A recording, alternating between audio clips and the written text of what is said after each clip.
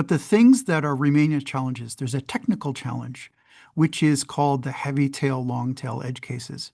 And the issue is machine learning learns by example. So if it's never seen an example, it's just guessing. And the world is full of stuff that's rare enough that there's no example that it's been trained on, but important enough, potentially severe enough that it's a safety issue. Safety is all about rare, high severity cases, and machine learning is at its worst on rare cases. So this is a fundamental challenge, and a little more data won't solve it. This is just something that's going to take a long time to work out. Welcome back. I'm Steve Guerriero, Director of Education at the Charles River Museum in Waltham, and I'm your guest moderator today. Autonomous vehicles are no longer science fiction. They're already on the streets of Phoenix and San Francisco and LA, to cite only the biggest examples in the United States. But the public conversation has largely been dominated by technical jargon and corporate promises. Maybe a mix of marketing hype and corporate fantasies? Today, we're going to attempt to set out some facts and discuss the main issues. What does this technology mean for our cities, our safety, our economy, and our freedom? And most crucially, who dictates this agenda for the future? To help us answer those questions, we're fortunate to have two distinguished guests who have expertise and informed analyses of autonomous cars. Arthur Kay is a UK entrepreneur, urban designer, and advisor who works on building solutions for sustainable cities. He is also the co-author of Roadkill, Unveiling the True Cost of Our Toxic Relationship with Cars. Arthur, welcome back. And Professor Philip Koopman is an internationally recognized expert on autonomous vehicle safety, whose expertise in this area spans almost 30 years. He has also worked extensively in more general embedded system design, software quality, and safety across numerous transportation, industrial, and defense applications. He is also the author of Embodied AI Safety. Thank you for joining us. Thanks for having me. Absolutely. So, Phil, can we start with you? Let's start real simple. Can you help us understand what is an autonomous vehicle and how it actually works? Where is this technology already in operation? What can autonomous vehicles do successfully with safety and reliability? Okay, well, the idea of an autonomous vehicle is that instead of a human driver, there's a computer driver. And there are sensors, there's cameras and radars and LiDAR, which is a laser-based radar. Some or all of those are on the vehicle, and that provides the senses for the computer to understand what's going on. But people would say, well, they have all these sensors, so of course it'll never make a mistake. Well, that's not so fast. If you look at a camera image, trying to figure out where the person is and where it's drivable is really complicated. And until recently, it was very difficult to do that with computers. What's changed is machine learning, various flavors of machine learning, where instead of a person writing a program saying, well, a person is this round thing on top of this sort of oblong thing with a couple legs sticking out, and it turned out people tried for decades and that didn't really work. So instead, it learns by example. Here's a picture of a person. Here's another picture of a different person. Well, okay, here's 10,000 pictures of people. And after the machine learning processes huge numbers of pictures of people, it does statistical analysis and says, all right, I haven't seen this before, but statistically it smells like a person, so I'm going with person. So the machine learning is what's there deciding what building a model of the outside world so it can drive in it. And then the computer plans a path and drives through. Right now, this technology with no human driver minding the store is out on the roads in several cities, San Francisco and Phoenix notably, but other cities as well, on and off, depending on the company, and there's some heavy trucks driving Texas now. So it's in numerous cities at moderate scale, tens to hundreds, or in one case, 1,000 or 2,000 vehicles are in operation on public roads. Safety is a question mark still. The industry will say, oh, we're safer than human drivers. But if you look closely, there's not enough data to know how fatalities will turn out. And when they say safer than human drivers, the statistical claim is actually no worse than human drivers, but not enough data to be sure yet. So the jury's still out. That doesn't mean it's bad. It just means you should not be making decisions based on it's proven safer than humans because we're not there yet. We don't know how it's going to turn out. There's a policy issue that goes with this that the companies pushing this technology say, well, you should forgive all our mistakes and you should uh, waive the normal cautious regulations. You should waive all the impediments so we can get this life-saving technology out on the road. But in fact, there's no proof it saves lives yet. So there's a policy issue that we're struggling with right there.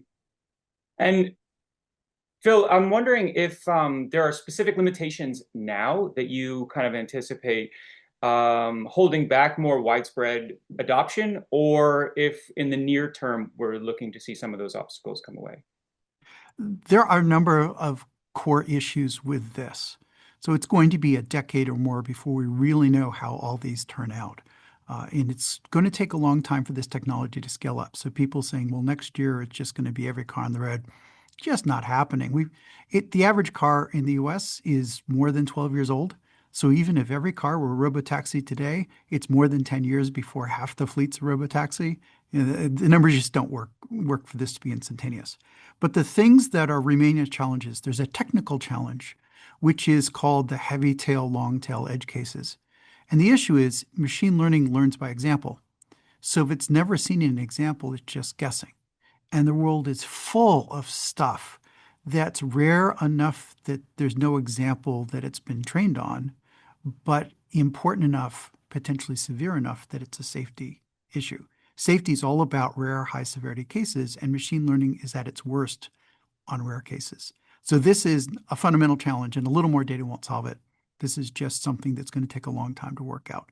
And the hope is not, you don't have to be perfect, but you have to be good enough to be socially acceptable, which Mhm. is the next challenge, which is how safe is safe enough. I wrote a book with that. It's the title, How Safe is Safe Enough? And it's a really complicated question because it's more than just statistical X number of fatalities per year. People are going to have trouble if it's breaking road rules leading to fatalities. They're going to have trouble if a human driver would never have made that mistake. Even if the net statistical safety is better, there's going to be problems with social acceptability. And the third piece of this is accountability and acceptance for mistakes. When there's a mistake, who do you blame and does blame actually help improve things? It's unreasonable to expect the technology to be perfect, but there has to be some accountability and incentive for the companies to do the best they can, which in itself is complicated. There's one state in the US now where if there's a robotaxi that breaks road rules and it leads to a fatality, the responsible party is the computer. So I guess you put the computer in jail. I swear I'm not making this up. That's the actual state law. So we still have a lot of maturing to do, but those are the three big hurdles are technical edge cases, societal acceptance, and just getting the regulatory and legal issues straightened out so they're sane. Hmm. Thanks. And Arthur, I'd love to come to you and ask you a little bit about that specific topic, safety. What's your opinion of where policymakers are? Are they focusing enough or too much on safety? And what are some bigger questions they might ask as policymakers? Thank you, Stephen. And I mean, I'd really defer to Philip on a lot of the points around the technical elements of safety in terms of all of this. Where I'm coming from is really from a policy perspective. So, amongst other things, I sit on the board of Transport for London, which is in Europe the largest combined transit authority there. And so, if anyone's ridden on a bus or tube in London, for example, that's the kind of operating zone there. And we're welcoming, not with open arms, but with some suspicion, various autonomous car operators and robo-taxi operators to the city this year in 2026. So it's a big moment for us. And the concern that I have is, I mean, there are a number of concerns, including kind of the spatial element about what more cars and more miles driven do to cities, which perhaps we can come back to later, Stephen. But in the immediate term, the big concern is around cyber kinetic risk. So what's known as attack vectors are presented through this additional cyber kinetic risk. And I'd be interested in Philip's commentary on this. But as of 2021, hackers have a drop-down menu in the same way we may have load up, InDesign or Photoshop or Word or Excel. They can load up different programs to be able to quickly hack into different software systems. And Parrot OS, as of 2021, has a preloaded software to be able to help them attack into cars. At that stage, it wasn't explicitly autonomous cars, but into a smart modern car these days will have millions of lines of code in it already. But with autonomous cars, we're providing a whole new range of attack vectors that can exist within that too. And so, unlike, let's say, being able to hack into your phone or your fridge or whatever, your iPad, when you're attacking a 1 to 2 ton machine, you're able to create a whole bunch of chaos in a city that wouldn't otherwise exist beforehand. And one of the big things we talk about in our book, Roadkill, is around the kind of the unnecessary creation of these hundreds and hundreds of new attack vectors that exist within cities to be able to do this. And critically, this is going to be something which is going to proliferate rapidly through a number of different things. Firstly, physically, just the number of new vehicles that are going to be on the road that are able to be hacked.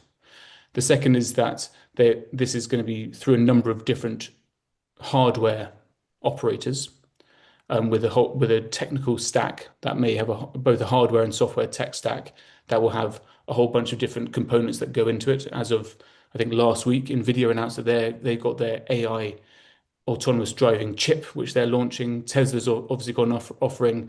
One of the successful startups in the UK is one called Wave, who've got a successful software that will plug into that too. And the Chinese obviously have a number of different very successful and fast-growing platforms in their technical stack too. So this provides, again, a proliferation of different attack vectors that sit there. And then obviously these will then be updated asynchronously to one another.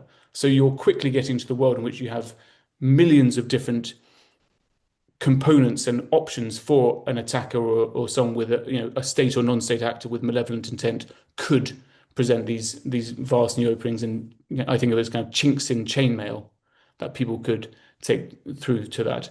And that's a risk that is spoken about at a relatively unsophisticated level, in my opinion, at a city and national security level. And it's something that I think we're going to see, maybe one or two small edge cases in Philip spoke about these kind of black swan events in the kind of the 99.99999 unlikeliness to happen, but they do happen.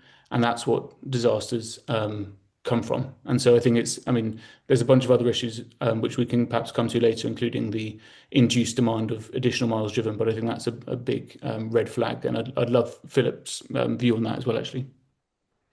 And Phil, if you want to take that, I think, my mind at first goes to the backup human that might be in a car as they're testing it out. But as Arthur says, maybe we should be focusing more on cybersecurity for these computers on wheels. What's your take? They're both problems. Let me go after cybersecurity, but I want to talk about the backup human. So a lot of folks get very worked up about robotaxi cybersecurity, and I personally don't think that's focusing on the right thing. It's not that it's a robotaxi, it's that it's a car. I've been working on automotive cybersecurity since the 1990s, and there are smart people who are working hard, but despite their best efforts, it's just a dumpster fire. And the core issue is you get what you incentivize. And there's not a lot of incentive to dump huge resources into automotive cybersecurity until it's in the headlines, and then you have to do something about it. And we've seen cycles. I have stories to tell that go beyond the time we have, but I've seen this in action. It is very reactive to the news cycle, things like this. Now, the car companies have set up some cybersecurity apparatus. There's an ISO SAE standard. That's all great progress, but it remains an under-resourced, reactive kind of thing. But people get really worked up about robotaxi security, and I would say, no, it's more all cars are insecure. And so if any modern car, you can have the steering wheel overcome the effort of the person, and it's all electronic throttle control. That's been true for decades. So if you get into the computer system, you can make a car do whatever you want. And I'm not talking about robotaxis, I'm talking about any car. If you want to put the gas on and hit something with the car, if an attacker gets into your car, they can do that. That's been proven for years and years. The difference with robotaxis is simply that it's easier to not hit things, which is sort of counterintuitive. So sure, there are some unique cyber attack mechanisms, such as putting an explosive into a robotaxi and dispatching it to deliver it somewhere. Yeah, I get that's a unique threat, but the vast majority of the threats are true for any car, and because you can drive them all remotely if you can get in and do the right thing. Now, the cybersecurity folks try and stop that, but we've seen again and again that it's less than perfect. And Arthur, I wonder if you see, we have a question from the audience that I'd love to ask you on the topic of safety, which is, the audience member cites, 1 million estimated road deaths, and we're talking about road safety. Is there a point at which human-driven cars become less safe than autonomous vehicles? And is there a way for us to kind of take stock of that and measure it? I think Philip kind of touched on this a bit in his opening comments in terms of that the data is still out. But I'd imagine, Philip, that there's a world in which extrapolate out current improvement trends that we get there, and it's not unimaginable that we do get there. I'll let you come back on that in a moment. That's controversial, but keep going. Yeah. The point that I'm probably more interested in, and going back to an event we did with Cambridge Forum late last year, and indeed touched on in my book Roadkill, is really around saying, is driving trillions of miles at all the right answer? And there's a bunch of, I guess, zooming out of this specific technical question about is an autonomous car or a human-driven car the right answer to this. I'm more interested in how we can move away, not destroy cars or never have cars, but move away from car dependency to the level that we have, and different routes that one can achieve that include increasing level of community and density in our cities, to providing genuine alternatives to car dependency, including public transport, walkable cities, options for cycling, etc. So there's a range of worlds in which a range of options to move away from that specific piece. But on a narrow technical point, I think Philip's better placed to answer that. I think the narrative about safer than humans is a straw man, but let me explain why. What you usually hear is, oh, our car is safer than an average driver. The average driver is in a 12-and-a-half-year-old car that doesn't have all the active safety features and includes all the drunk drivers and all the tractor drivers. We should aspire to be better than that. In fact, any new car is safer than an average car just by having automatic emergency braking and better airbags and all this other stuff. The right comparison is not, is a robotaxi safer than an average car with an average driver? The right comparison is, there are three things, and you should compare all three. One is public transit, which is way safer than any car. All right, that's part one. Part two is robotaxi, sure. But part three is a human-driven car with really high-quality computers, automatic emergency braking, collision avoidance, all these kind of things have dramatically improved safety.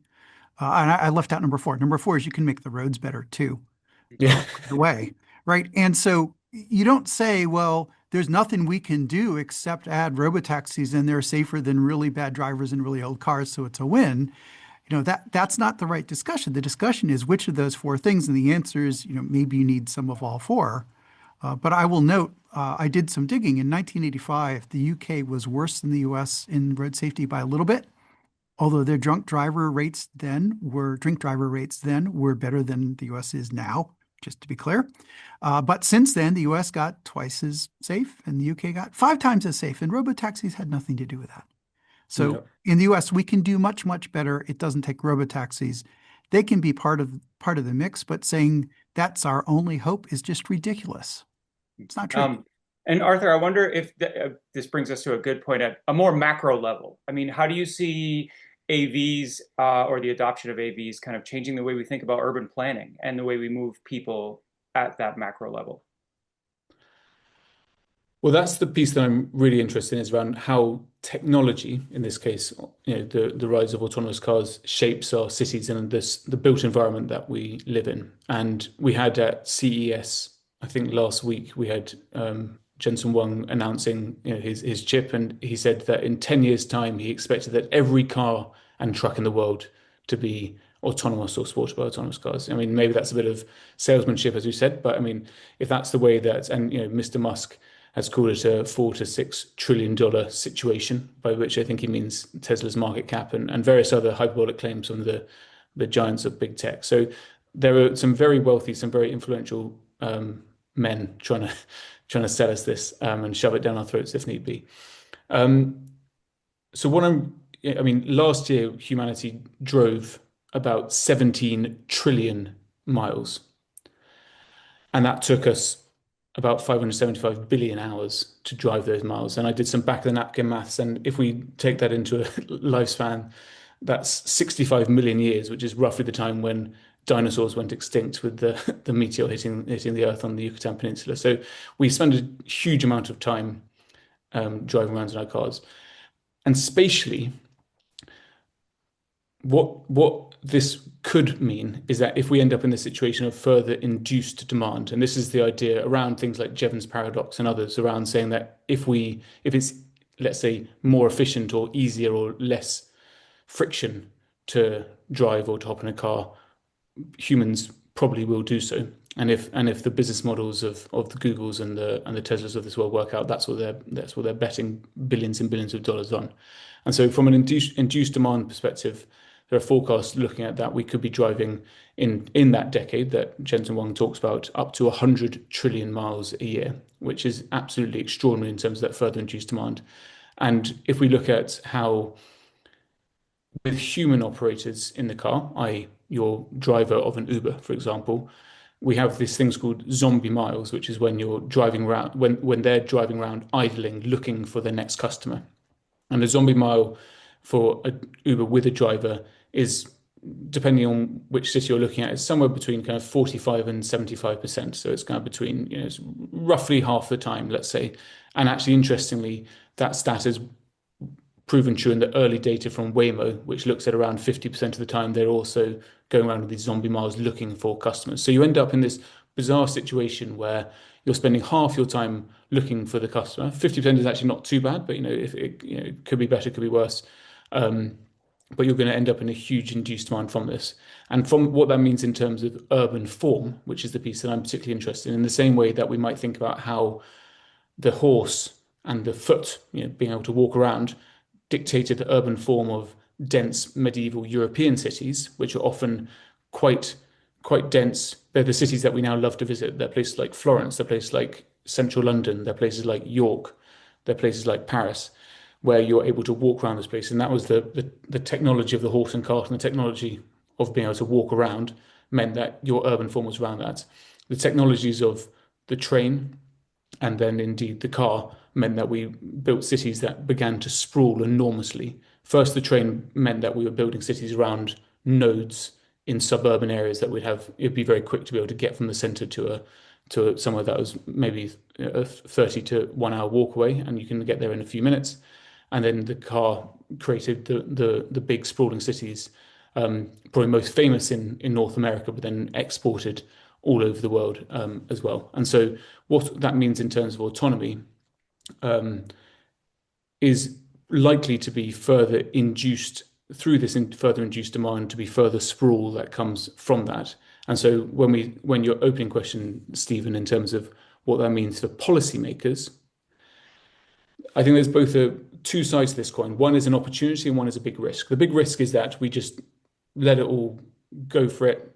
Welcome Jensen, welcome Elon, welcome Larry, welcome Sergey, have fun and do what we will with our cities in the same way we let the kind of the barons of the early car industrial and then auto revolution do so. And they basically literally told us this is what your cities will look like.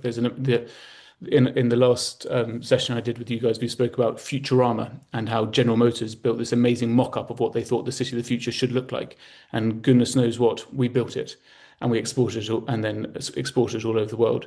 So there's a world in which we say, you tell us what the city should look like and we will do that for you. And sadly, I think that's happening in a lot of places at the moment.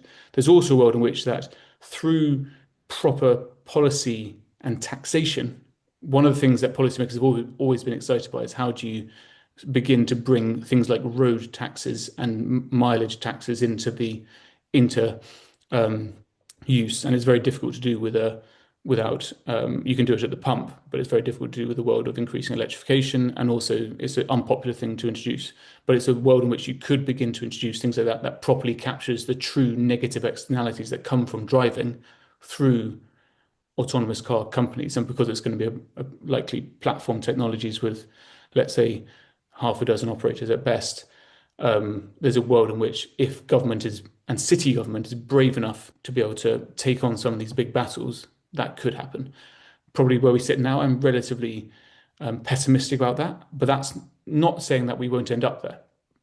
But it's likely to be a few bigger battles that mean that we're led to that place eventually. If I can, I have a simple model for this. Over maybe simplistic, but I'll give it a shot. Being the safety guy, not the urbanist. I remember when ride hail used to be called ride sharing. That's how naive we were. When ride hail made all these promises they're going to solve all the problems in the world. And it didn't really turn out that way, and they created some problems. I mean, there's some benefits to be sure, but they didn't solve all the problems they promised. And there were some problems like congestion that were really made worse.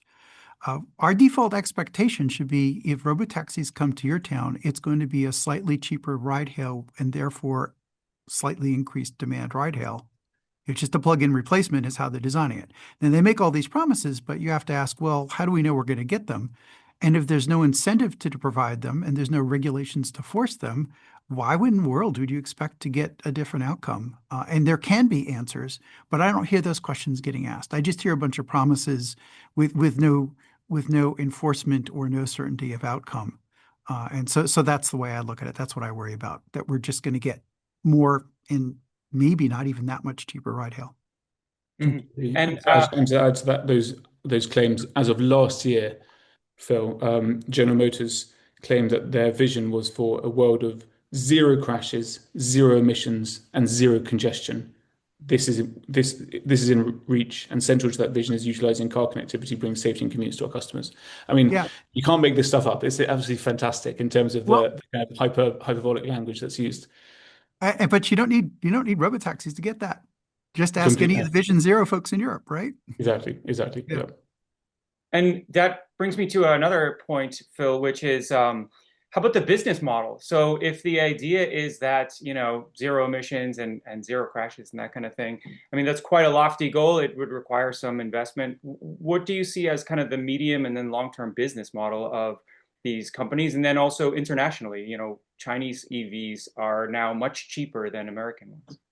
Well, so let's separate EVs from autonomous vehicles. Mm-hmm. Autonomous vehicle does not have to be an electric vehicle. It's more convenient because you have a big battery and some other things, but there's no essential reason that it has to be there. It's a matter of convenience and efficiency and economy. But from on an automation point of view, right now, let's make it clear. Human supervised automation is a convenience feature, not a safety feature. Insurance Institute for Highway Safety has said so, and the data supports that. Robotaxis, jury's still out. So what's the business model? The business model is they see all these miles that they can, instead of owning a car, you're going to buy your miles from them, things like this. We already have ride hail. There are some niche reasons why not having a person in the car will be more desirable. And I don't want to minimize those. Those are valid reasons, but there are other ways to solve those problems as well. So what are the businesses going after? They're going after trying to disrupt the automotive market, right? They want to own the automotive market. And as Arthur was saying, maybe that's not what is the society we want. Maybe more cars is not the right answer here. But their answer is going to be more cars because that's what they're in the business of selling and building. And that's been, we've seen this play out over 100 years. For those who haven't run into Peter Norton, He has a book called Autonorama. There's lots of folks who talk about it more eloquently than I do. But what they're doing now is they're building machine learning AI chips. And one of the markets for AI chips is to put them in these cars. They want to build robotaxis because there's a lot of total addressable market TAM, a lot of trillions of dollars of TAM for driving that they think they can capture by saying, well, miles as a service instead of owning your own vehicles. The economics of taxis are very challenging. We're going to see how that works out for them. I think there's more promise in things like long haul trucking. You don't need as many trucks. There's a lot more money per mile to work with. So I think the commercial success is more likely to happen in long haul trucking and construction and mining and off-road mining vehicles and off-road logistics and all those kind of things. And there are companies who are working on that. The robotaxi has always sort of mystified me as how exactly do you plan to make money? It's really complicated. And in the near term, there's nobody in the car, but there's plenty of people supporting it. There's remote assistance. There's all this infrastructure you have to set up. It's a super challenging business environment. I mean, they're the ones who are spending tens of billions of dollars.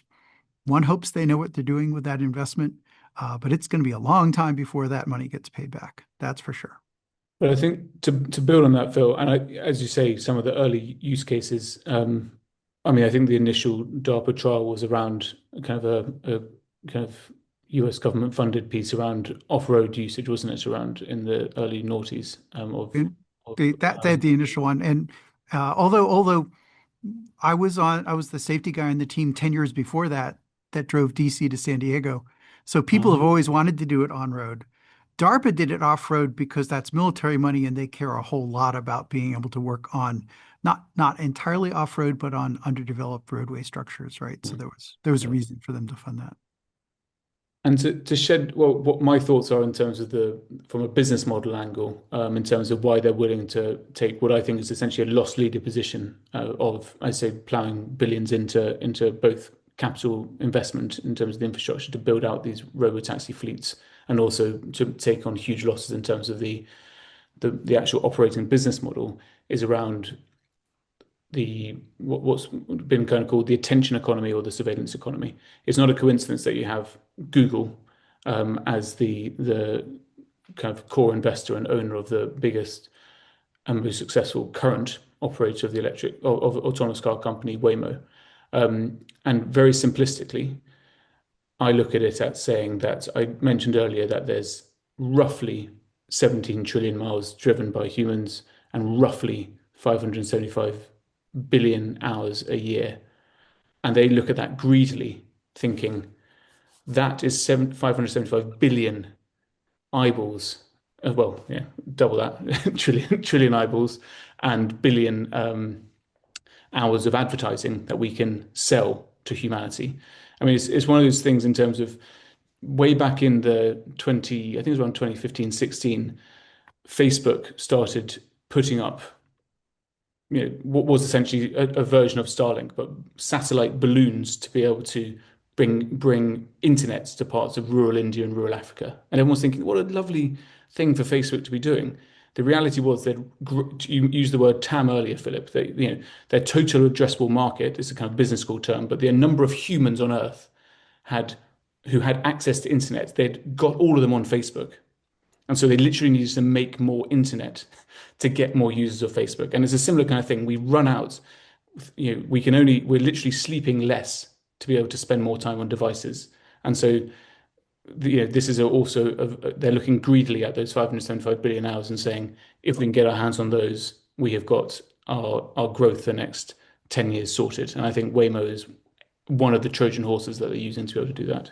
So let me try and summarize that to make it a little pithy. For sure, all these companies are saying, well, if we drive the car for you, we give you your time back. But your hypothesis is that the robotaxi company's plan is to give you your time back and then monetize it for them.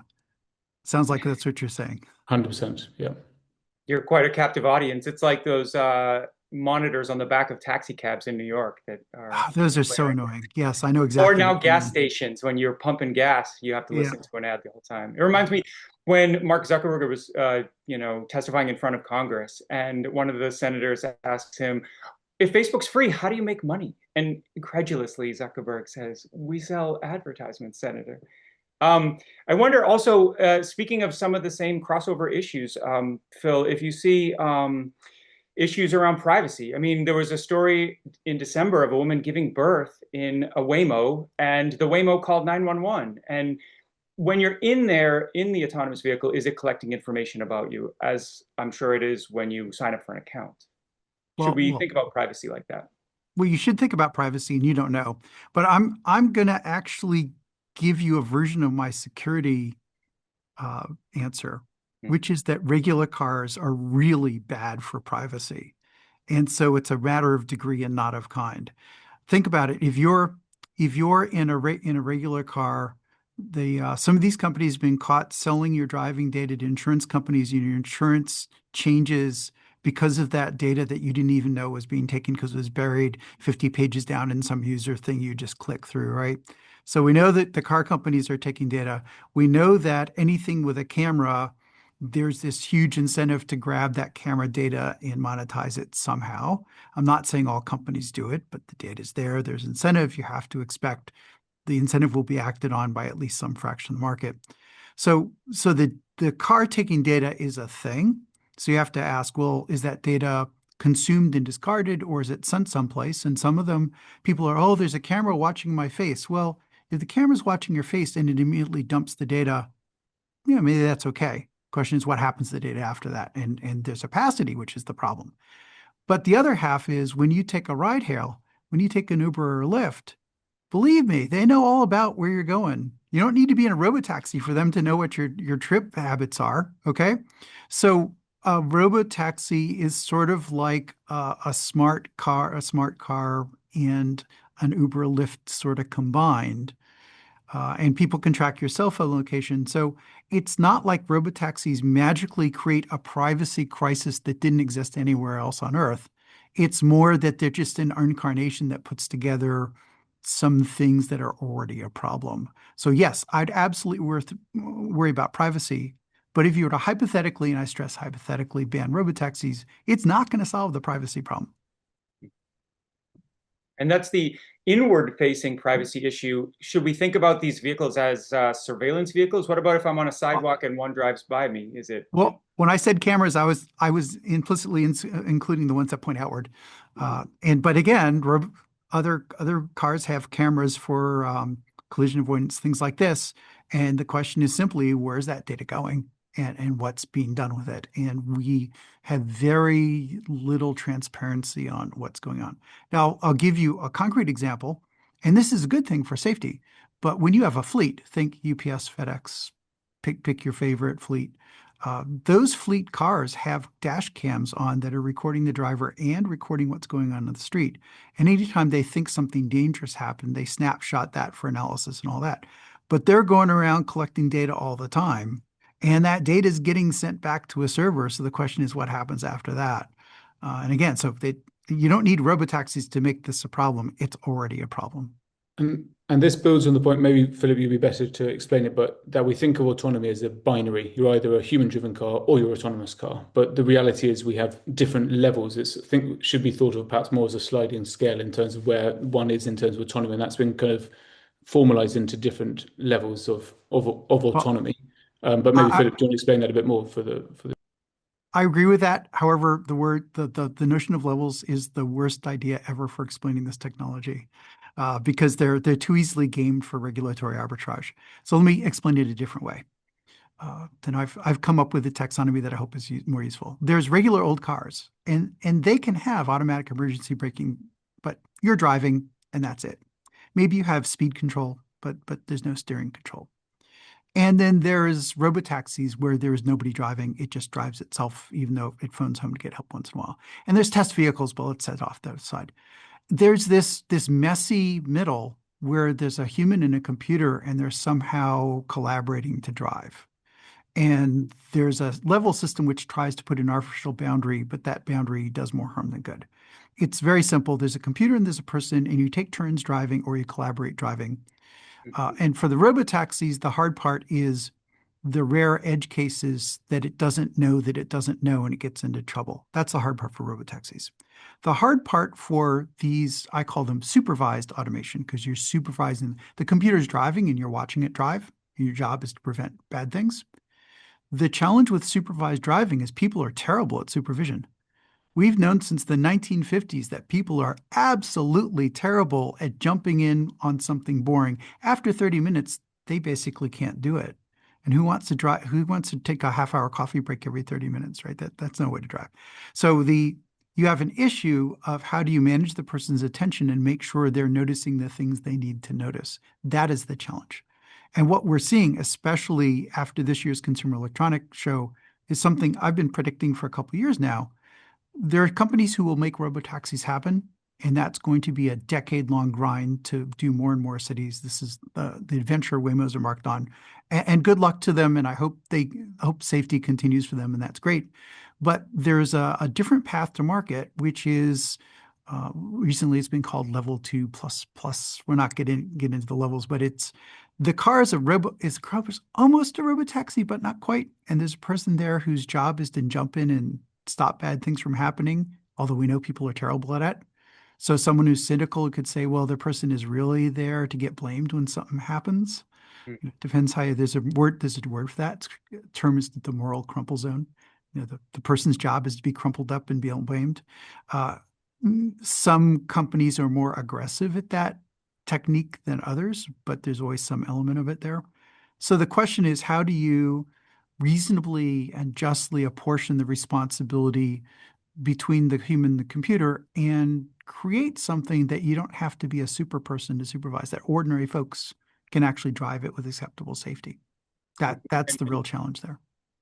And Arthur, I'm wondering if you could speak to kind of urban planning in terms of, first, the data we were collecting, we were speaking of individuals maybe in autonomous vehicles, but if urban planners have now access to systems level data that they could use from an entire system of autonomous vehicles, if, for example, they're all owned by one company, and on that, if we transform the kinds of vehicles we have and we have an economy building traditional vehicles, what does it look like in that transition? I know that's a two-part question.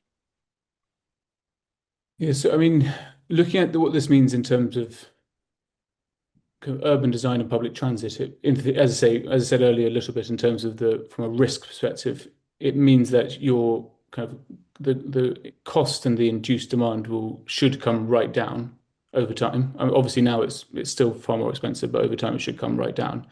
And therefore you have this bizarre situation where there's no particular difference that you could live, several hours outside of a city, for example, and get into your car and then work for that period, going into your autonomous car and work for that period to bring you to the city centre.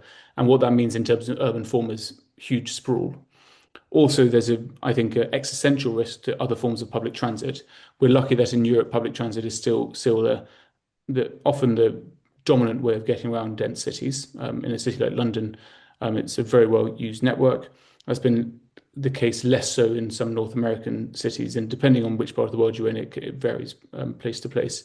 But there's also a world in which the robo-taxi market starts gobbling up a number of those public transit, and it probably would start with things like buses, and then move to kind of local buses, and then move to things like rail over time. But because of the sunk cost and the infrastructure there, it's likely to take perhaps a longer time to do so. So that's probably a bigger existential risk in terms of the public transit system as a whole.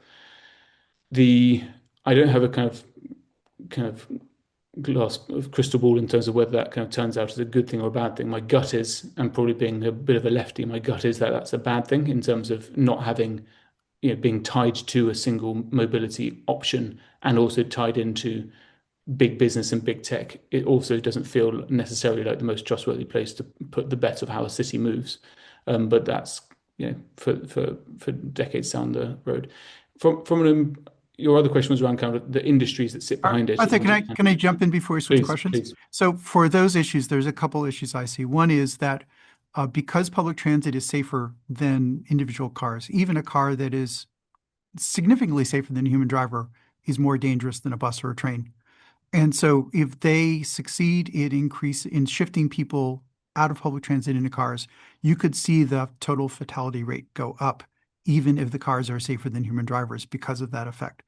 Another issue, there's an equity issue here, which is that robotaxis are never going to be as cheap as a metro. Uh, they're just not going to be, right? Buses, metros, they're inherently more economical.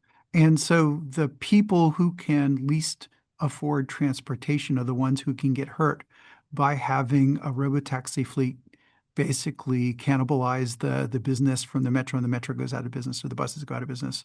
Now, you could build autonomous small buses that give you more service because you're not paying for a human driver. But the payback, the venture capital 5-year payback is harder to justify for that. So we're seeing a couple companies do those kind of things, but we don't see that's where all the money's getting thrown. So there are ways to have this technology improve cities, but it's not what we're seeing happen in the marketplace. Okay, back to you, Arthur, but I didn't want to drift off to a different topic and miss that. Thanks. No, I think that's absolutely bang on, Phil. Agreed. And then the other question, Stephen, was that around, I guess, Just a jobs in terms of the supply chains as well. And Yeah, exactly. And even back to the people who are making these cars, does a widespread adoption of AVs mean anything for the workforce that are building cars in Detroit and elsewhere? I don't know is the short answer. I mean, there'll be an element of creative destruction here in terms of where those jobs move. I think there's a general point in terms of as cars get more sophisticated, and I mean, there was a story in the Financial Times just this morning in terms of a number of chips, kind of very challenging international chip situation in terms of a European supplier with a Chinese owner and trying to get the chips out and essentially bringing an entire supply chain to its needs with that single company. So I think there's a piece in terms of supply chain fragility and what that means in terms of it too. And so whether that means more vertical integration within the hardware stack, we shall see. But maybe Philip has a better view in terms of that kind of creative destruction and how that moves around the global economy. I think the supply chain is more than just autonomous vehicles. You have the driver support systems and you have the electric vehicles. It's all very much in flux. I want to point out a different life cycle issue, which is that if you have cars that are software intensive and companies stop supporting the software after 10 years, that car goes dead. And that can have huge knock-on effects to the lower income countries who depend on used vehicles from the wealthier countries to provide their cars. If you have companies that are bricking their 15-year-old cars, where these cars often last 25 years, something like that, now you've made cars unaffordable to the countries that are used to the used car supply. So there's a lot of ways this can go wrong that I don't hear talked about near as much as it needs to be.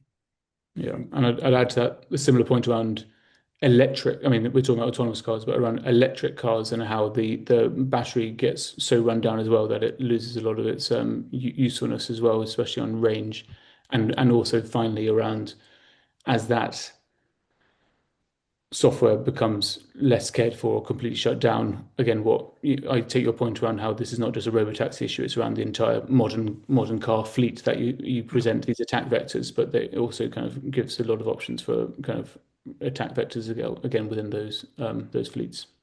Mm. And I know, Arthur, you've written extensively about kind of this car economy. And, we talked, as Phil rightly pointed out, not all AVs are EVs, but more AVs are EVs, I think. And we're sourcing this material from whether it's Greenland or Ukraine or China. And what does that mean for the economies traditionally dependent on carbon and oil and gas?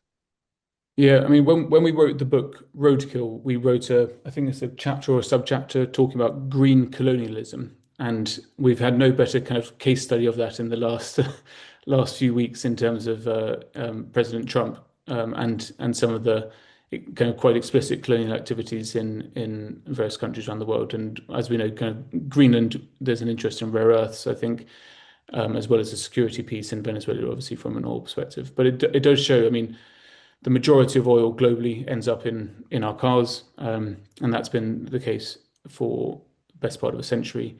And similarly, we're seeing the kind of the extractivist approach of kind of global capitalism applied similarly in kind of the green colonialism approach in terms of sourcing rare earths from around the world. So it seems this kind of continued rebalance and displacement in terms of how that plays out is a very, very live issue, and US and China are kind of grappling in front of all of us in terms of how it all plays out. But when you kind of read about rare earths, a lot of that is specifically what goes into um, our batteries, batteries from our phones to our cars.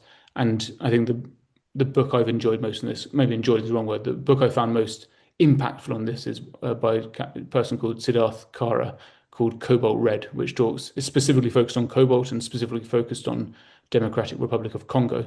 But it's a really interesting deep dive into some of the human and uh, slavery issues that kind of exist in that specific supply chain. I mean, roughly 70% of the globe's cobalt comes from the copper belt in the south of DRC. So it's an interesting deep dive in terms of that for anyone who's interested. Hmm. And I wonder also, either Phil or Arthur, maybe I'll start with you, Arthur, because you've also written on this, and then Phil. A bigger kind of cultural nostalgia, meaning, kind of sense of freedom that our current driven cars make us feel. I love just getting in the car and, going down the Kangamangas Highway in New Hampshire, or, going on a road trip. What does it mean when we're not driving anymore, but we're being driven? Meaning you have to be planful as you kind of map out or pay for where you're going to go in a car. What does the widespread adoption of AVs mean for that? I mean, at the risk of American sense of freedom of getting in a car and just driving. It's such an interesting point and question. Again, I'm doing very badly at talking about my own book, but there's an amazing philosopher called Matthew Crawford who's written a great book called Why We Drive. And I mean, my book Roadkill is very much a kind of a discussion around the role of the car, whether autonomous, electric, or internal combustion engine at all. And so but one of the few areas we really agree with Matthew Crawford is saying actually, even for someone like me who isn't a fan of the car, it is still an amazing machine, and it is a joy sometimes to get behind the wheel as well. I do drive, and he talks really lucidly and much more kind of sensually than you might expect a philosopher to talk about the joy of revving up the engine and hitting the open road and being able to enjoy it. My kind of, I guess, counterpoint to that is most of the miles driven by most people around the world are not those joyous trips down to the Grand Canyon or where it happens to be. So if we look at those 17 trillion miles, we'll be talking a vanishingly small percentage of miles which you have the wind in your hair and the sun in your back and the open road in front of you. But for those, but for and so I think some of the arguments I've seen around autonomous cars is that driving a car will become like riding a horse, that it'll become a joyous pastime for the rich and eccentric, perhaps like back to the early 1900s, where that was what driving was for many, and the daring, and that everyone else will be sitting there like zombies on their, probably won't be smartphones, there'll be some kind of Neuralink chip, I'm sure, but everyone else will be sitting there zombified, being sold their next product by Google, but we shall see. Phil, Well, what are your thoughts in terms of that and so, the driving? so maybe in 50 years, but not in 10. Yeah, Uh, yeah, sure, it's sure. going to be a long, long time before cars without steering wheels are everywhere. If you live out in the countryside and you're at the end of a long dirt road driveway and a bunch of other stuff, you're really gonna want a steering wheel. Okay, you're just gonna want it. So cars without steering wheels just going extinct is decades away. For the near term, having robotaxis without steering wheels in a city, that's fine. And by the way, they're going to need a PlayStation or Xbox controller to position them onto the lift for service. People never think about this kind of stuff. Or get them on off the tow truck. Are you really going to autonomously get it on and off a service lift? Well, maybe. What about on the tow truck? What about getting it out of the ditch when it gets stuck? There's all these things that people don't think about. They think about the common case, but not the rare cases. All right. So you always need a way to manually move a vehicle for the foreseeable future. You're going to want a steering wheel for many, if not most vehicles for several decades. There will be a small number of vehicles, hopefully with high utilization, that don't need steering wheels, and that's cool. But I think it's very much both of those are going to coexist for a long time. Just where do you see us on kind of the trajectory of kind of adoption, widespread adoption? Are we at the beginning, the end of the beginning? I think actually, I work at a museum where we have some very early cars. One of the earliest laws, not 100 years ago, was that if a car was driving in Vermont, it had to have a flagger walking in front of it, warning that a car was behind them. But from And there to here, at night it's a red swinging red lantern. Yeah, I know about those laws, right? Yeah. yes, yes. So where in a spectrum between those and kind of the Jetsons are we, do you think? I, I like to frame it, and I'm going to commit a mathematical sin here, but it's for comedic effect. Okay. It feels when you have 100 robotaxis on the road, it feels like you're 99% of the way there. Isn't that how it feels? You know, look at that. I could take a ride in robotaxi, and there's two issues. The first issue is if fatalities are 1 per 100 million miles and you went a million miles, well, that's only 1% of the miles you need to even have some notion of how it's turning out. We're just getting there. And you actually need more like 1 billion miles to know how it turns out. So we're just starting to get some notion of how safety works for fatalities. But I look at it this way. It feels like you're 99% there with 100 vehicles. But what you're not seeing with 100 vehicles is you're not seeing all the rare events. You're not seeing the pain that comes with large fleet operations. You're probably operating in extremely benign environments. Not every city is as easy to drive in as Phoenix, not by a long shot. Come to Pittsburgh and see how that works. It's crazy. Okay. So what I like to say is after the first 100 cars, you got the first 99%, but scaling up to 1 million cars is the second 99%, or at least that's what it's going to feel like.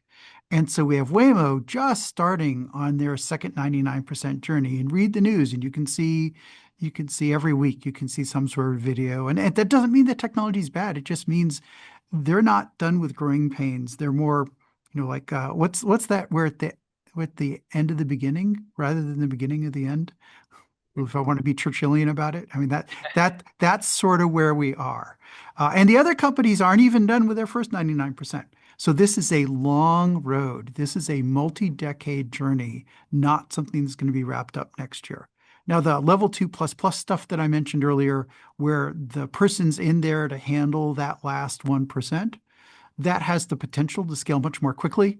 But for that to turn out in a way society is going to be okay with, the companies really need to need to step up and accept responsibility for crashes when we know the person can't pay attention, and they're just not ready to do that. So Yeah. that is dictated by how long it takes for them to decide that they're going to take that responsibility, and then that technology will take off. And there'll be a lot of very unfortunate, poorly paid people who'll be going to prison in the intervening probably 5 years till the first company takes proper responsibility for it. But we'll see. Yeah, we'll see. That is tough. Yep.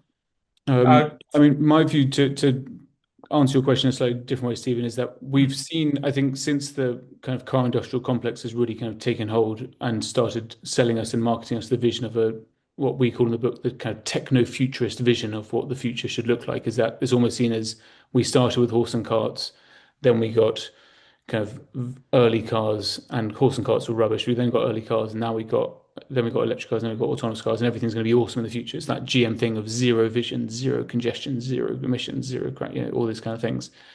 And actually, what I'm more interested in is around what's a much more human vision, which may include cars selectively when you really need them, but actually involves walking, cycling, wheeling, public transit, and really enjoying the community you live in, your neighbors, getting to know them, and living in a city in the way cities are supposed to be lived in and supposed to be thrived in.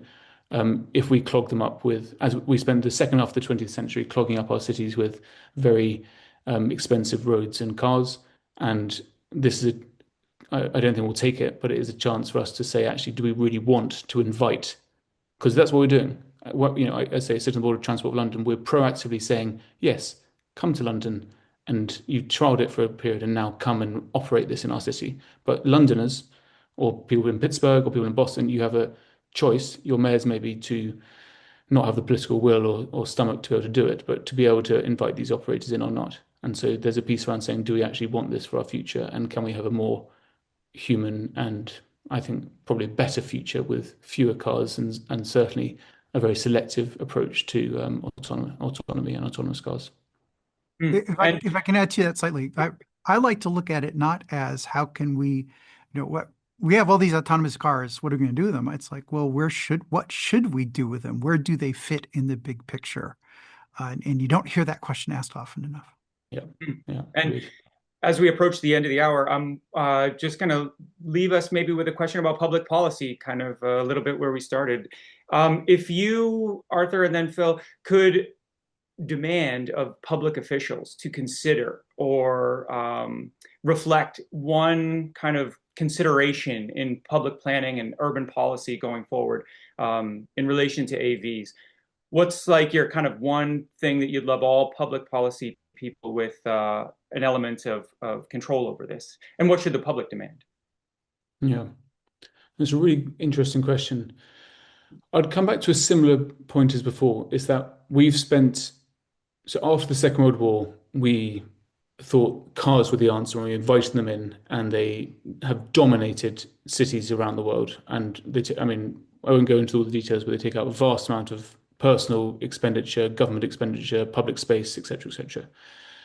Some more progressive and ambitious cities and mayors have spent the last, let's say, 10 to 30 years trying to unwind some of those decisions, increasing sidewalk space, bringing other options, other mobility options to the city throughout that time. And that's been a very expensive and hard-won political battle. And what I think we're on the edge of here is we're in a kind of 1950 moment or even a Eisenhower interstate highway moment of inviting the next massive wave of car, whatever shape or size it is, into our city again. And I think we should do so with great caution. As Philip says, like maybe there's a world for this in intercity trucking, as an example, which makes a lot more sense to my mind. But bring them to the centre of our cities where people live, where children play, where people are trying to enjoy their time and space. I think it should be walking, wheeling, cycling, public transit should be the way to run a dense city. And then what happens outside that is for minds better than mine. But how you make city life amazing and thriving again is the main focus, and I don't think the robotaxi is going to help any of those things. So Phil. I like Arthur's vision, but if I can't have that, and I have to have robotaxis, what I really would like from a policy point of view is much more attention paid to accountability and responsibility to for these companies for negative externalities, to use the economics term. And that includes the harm they're going to do to other road users. And sure, they're going to do benefits. That's great. But oh, look, we're busy doing this benefit, so ignore all the harm we're doing. No, the harm, you should be accountable to the harm to a proportionate degree. And it also has to do with the negative externalities on things like cities. We see basically the dynamic is, hey, ignore all the mess. We're busy saving lives here, which the data doesn't actually support. It's like, no, they shouldn't get a free pass on things that if it were a human driver would be upset. If a human driver breaks the road rules, we take away his license. In California, if a computer driver breaks the rules, you can't even get a ticket, not a real one. There's no points, right? So where's the accountability here? And the answer is, don't stifle our innovation.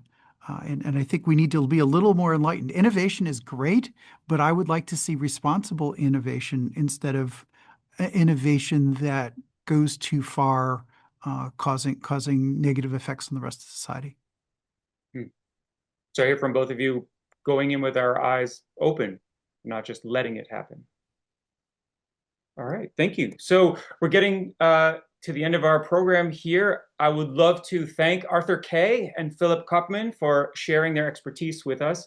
And thank you, our audience, for joining us in exploring not just the future of transportation, but the future of society, no less. Thank you all, and good night.